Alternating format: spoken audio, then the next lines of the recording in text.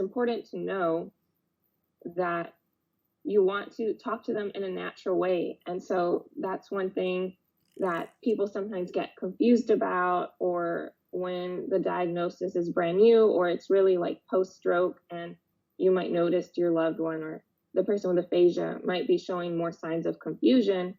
You might want to start talking to them differently, hoping that they understand.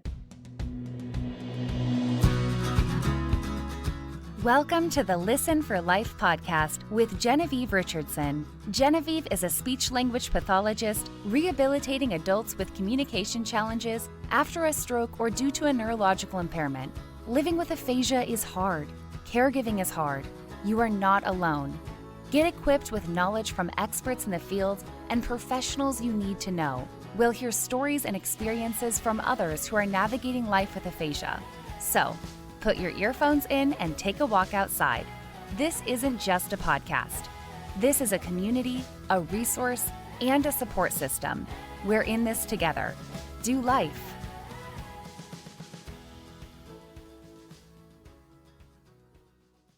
Good morning, Sarah. Thank you for joining me this morning. It's great to be here. So, just to let you all know, I had the pleasure of meeting Sarah when I was a clinical supervisor at UT Health San Antonio this summer, and I was there for the first session of the aphasia program, which translates to the first time these clinicians are 1 year into their master's program, and it's the first time they have a client in front of them. And I tell you, Sarah, I adored the program. It was so much fun to work with you. What were your takeaways from the program? Yeah, all of us were super nervous, but also extremely excited. Over the course of the program, we had been there for 1 year, and it was all textbook knowledge, plus some simulations online. But when the program started, that was us meeting people face to face. And we, like you mentioned, we received communication partner training, and we had all the textbook knowledge on how to help. So we were excited and ready to go. But some of the main takeaways after working for 2 weeks with people with aphasia, and the session we participated in was mostly people who had expressive aphasia. So that was also interesting because there's 3 sessions, and each session had a different focus on aphasia. So the first session was the expressive aphasia, second aphasia was PPA, primary progressive, and then the last one was more receptive aphasia. And like that kind of leads into one of my biggest takeaways to the camp was, even though we learned how aphasias are different and how even right now it could be divided into 3 subcategories, within each subcategory, aphasia presents itself so differently. And it's something to know that, like, oh yes, it's different for everybody. But when you actually get to interact with each individual and like work with them and talk to them, you really understand, like, no, it really is like, even though you might have an expressive form of aphasia, like that almost barely means anything because there's so many different ways it presents itself. Like you could be a little bit more fluent, or you could say 1 to 2 to 3 words. It'll also have different like cognitive or ways it presents itself when you're like writing or thinking through puzzles or just like everyday tasks. It'll just show up differently for everybody. I think that's a huge takeaway, because book learning, even when I was in grad school forever ago, they make it seem so black and white, but it is not.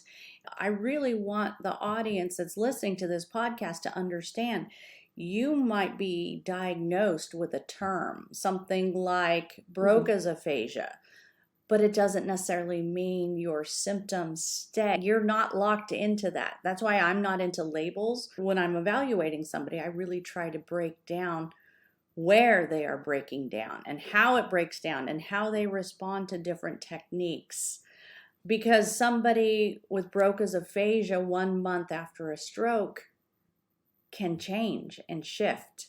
Their symptoms, some symptoms get better. There is a thing of spontaneous recovery, and they say the research is showing 3 months, 4 months, up to 6 months, you can have some spontaneous recovery, and that's without treatment.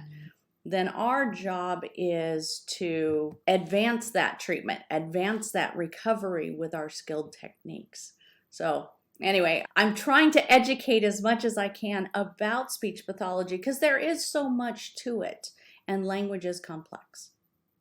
Yes, and that's one thing too that we've been really seeing. So during my session or my experience with the aphasia program, my client was gone for a couple of days, so I really got to shadow or observe other people, and that was a wonderful opportunity just to meet different families, different people, and see the different things that they were doing in therapy. All of them were really different, but it was working for them. And that was wonderful to see. And everyone made so much progress. It was truly beautiful. And just to know that therapy can do that and that people can like move, like you make a goal, you work on your goal, and then you can reach it. It's fantastic. It is. And I think that was the beauty of doing an intensive program like that. That's when you can really see the movement goals. And I think it's for you guys as brand new clinicians to know that it happens versus seeing somebody once or twice, even 3 times a week. It's slower practice. And sometimes you have to redo some of the work you did the previous session to keep working towards that generalization. So I think there is something to be said about, well, there's a lot of good research behind intensive programs, but that's another topic for another day. One of the days during your program, you had the opportunity to do communication partner training. And that is a term that is very popular right now, but there's lots of components to it. So what I invited Sarah to come on today to talk about is what part of communication partner training stood out to her and what are the takeaways for you, the audience, to understand more. Just so you all know, you're going to hear from other clinicians and their takeaways about communication partner training. And then part of Life Aphasia Academy, I'm going to be offering communication partner training course later on in the year. So there's my segue. That's where we're going. All right, Sarah. Tell us your impressions of communication partner training. Yes. So like you said, one of the days, me and a couple of the other clinicians were able to get together with family, friends, caregivers, just people in the support community who really wanted to be there and learn about different ways to, really the communication partner training, learn different ways to communicate with their loved one and their person. So one of the takeaways that I thought it was very important for everyone to learn, either if you are talking to a person with aphasia and it's a casual acquaintance or it's your loved one and you spend every day with them, it's important to know that you want to talk to them in a natural way. And so that's one thing that people sometimes get confused about, or when the diagnosis is brand new or it's really like post-stroke and you might notice your loved one or the person with aphasia might be showing more signs of confusion, you might want to start talking to them differently, hoping that they understand. And in a way, it could be like you might want to be talking to them like a person who doesn't speak your language in a sense. So you would start talking really slowly, and you might also talk really loudly, even though they are in front of you. And if you notice what I did there too, I'm enunciating my words. I was enunciating my words more. So nobody really likes to be talked like that. Not at all. Like, they're still right there. If they could express it, they would probably tell you, like, I'm right here. You don't need to be yelling at me, or enunciating your words is not helping. Like, that's not what the problem is. So basically, when you're talking to a person with aphasia, you want to remember that you can still hold a normal conversation with them. Just talk naturally. So just like right now with me and Genevieve, we're talking at a natural rate, natural speech. One thing you can do is just talk a little bit more slowly. So if you tend to be a fast talker, just like remember to pace it out a little bit more. It doesn't have to be exaggerated, and you don't want it to be exaggerated. It's just natural, slower tendency, kind of like what I'm doing right now. The other thing you might want to remember is that when you are talking to your person with aphasia, you do want to verify that they are able to receive everything. You verify that they receive all the information they need. So you could have a piece of paper or a whiteboard with a marker and a pencil to, as you're talking, you could be writing down some keywords so that they really have multiple ways to understand what you're saying to get that message across. And I mean, of course, your person, because aphasia is so different, maybe the person you're talking to doesn't need it. They might not need it. But if you're talking to a person for the first time, you pull out all the tools you have and you'll take away the tools if you see them not necessary. I think that's a really important point. So let's review. A slight slowing in your speech. So let's see if I can give an example. And I often do this. I'm doing it right now. So I'm not a super fast talker normally, but I do get super animated. Sorry. I get animated about subjects that are important to me. But if you had aphasia, I would still keep my animation. And I like the term you use, dial down, just a smidge, just to slow your speech a little bit, because the person with aphasia needs more processing time. Think of it like a computer. They just need that little bit of time. You don't turn into a robot. You don't overdo it, because then they're going to lose some of that context, some of the contextual cues. Communication is body language and eye contact and the tone of your voice. But if you just slow down a smidge, it can make all the difference. The other takeaway I heard from you, Sarah, is writing down keywords. Mm-hmm. Don't assume that they can't read. Assume they can read. And even if not, maybe they only get part of it. But it's still, if you're the spouse of someone and you need to talk about your day, that you're going to go to the grocery, then the doctor, then the mailbox or the post office, write those 3 things down. Show them. Talk about it. Take the time to make eye contact. Don't be in a rush. Exactly. And one way I like to think about that, so instead of just like talking how you would with your child, or I guess your best friend or neighbor, slow down to allow them to process a little bit more. Use keywords, still be animated, and use your prosody in your speech, because that's part of communication, part of the fun in it.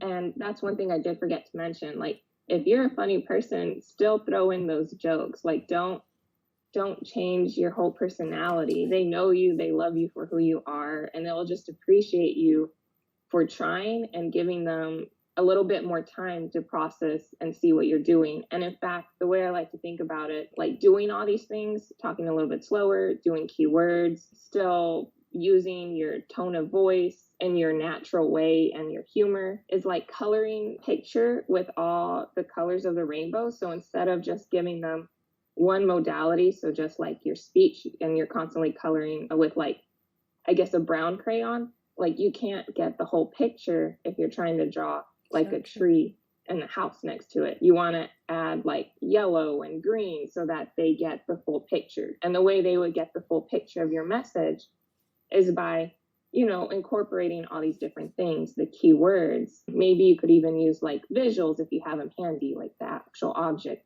Slowing your rate just a tad bit, nothing crazy, because you still want to be respectful. You don't want to make them feel less than, because they're not. That's right. With that respect. Great words. Before Sarah and I started recording this morning, we were talking about what are we going to call this episode. And what did we come up with, Sarah? We talked about giving grace with supported communication. So basically by that we mean is you want to be patient and you want to be kind and respectful to the person you're talking to. And also you expect that in return from the other person. It is difficult to communicate sometimes. And that's why both parties need to fully support each other and give each other the patience and kindness to assume that everyone's trying their best that they can, and they're using all that they can to get their messages across. So just give each other that grace and like look at it. I know it might be easy to get frustrated sometimes, but look at it like I'm trying my best, they're trying their best. We're using everything we got in our toolboxes to talk to each other, and just know that. And it's okay. One thing we learned that is helpful, it's really good to vocalize like, hey, I know that these tips are here, but that doesn't work for me. Say that or communicate that. Oh, that specific tip, I don't personally like that. Don't do that to me. So let that message be sent, and also listen to your conversation partner in that case. But it's okay to say when you notice frustration growing. Tell the person with aphasia, your loved one, I know that you know what you want to say, and we're feeling frustrated right now. Just acknowledge the feeling. For sure. And say like, I know you're frustrated. I know that you know what you want to say. So just give each other that grace. I think that's great. Any other takeaways that you want to share? Just don't shy away from talking. If an idea pops in your head, you know, oh, I really want to tell so-and-so this story that happened to me, or something that I heard on the news. Don't limit yourself. Like, everybody, we're all humans, we're social creatures. Everyone wants that communication. So don't shy away from talking or holding back a story. Give it a try. Like I said, give each other grace and reach across the aisle, make that connection. Every attempt is worth it. Sarah, thank you for this. I just love hearing your perspective. So much good work going on at UT Health San Antonio. I'm very impressed with the program. I love how you guys are prepared and you're thinking and really integrating information. And I think it's wonderful. I think it's great sharing the message. I love this opportunity for you to share what you're learning so our audience can hear what's it like to be a grad student? What are you learning? And how can we help our families communicate better with their person with aphasia? Thank you, Sarah, for joining us today and sharing your insights with us. Thank you for having me, Genevieve. It was honestly a great experience working in the aphasia program clinic, and I'm loving this field so far. I look forward to what I have to do. I know in the fall semester, I'll be working inside the elementary schools, but in the spring semester, I'm hoping to go back to an outpatient clinic or potentially acute care. I don't know. There's so many things and opportunities and places where we could help people out, and we have the knowledge to be able to help train other people too. And it's an exciting journey. I can't wait to see how each of them goes. So Wonderful. Thank you, Genevieve, and thank you, everyone. Thank you, Sarah. Have a fabulous day. Yes, you too.